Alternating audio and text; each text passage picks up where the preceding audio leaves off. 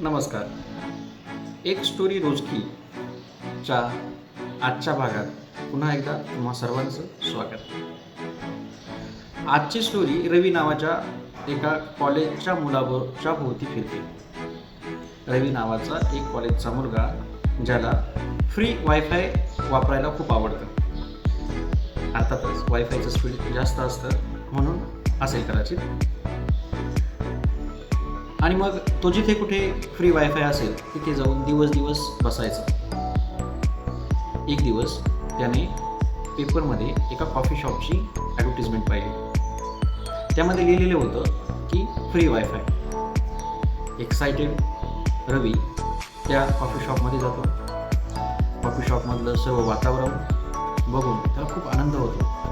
खूप सुंदर ॲम्बियन्स असतो म्हणून तो आनंदी असतो. तो काउंटरवरती जातो आणि एक कॅपिचिनो म्हणून नावाची कॉफी ऑर्डर करतो.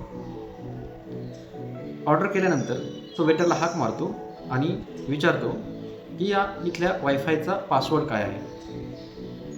तर वेटर त्याला सांगतो you have to buy a coffee first. थोडासा गोंधळलेला रवी, कारण त्याच्या हातात कॉफीचा कप असतो, त्या वेटरला म्हणतो की मी कॉफी विकत घेतलेली आहे. वेटर हसून म्हणतो दॅट्स द पासवर्ड. म्हणजेच you have to buy a coffee first हाच पासवर्ड आहे. आणि मग रवी आश्चर्याने विचार करू लागतो की बऱ्याच वेळा आपण समोरचा काय म्हणतोय याचा विचार न करता सरळ कंक्लुजनकडे, निष्कर्षाकडे जात असतो.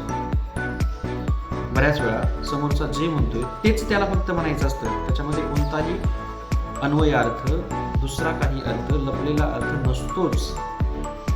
एक्झॅक्टली त्याला तेच म्हणायचं असतं जे तो म्हणतो. आपण वेगवेगळे अर्थ काढत असतो.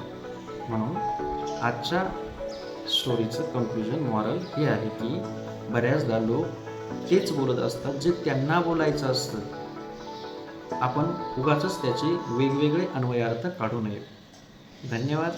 पुन्हा येईल नवीन एक स्टोरीसह. तोपर्यंत नमस्कार.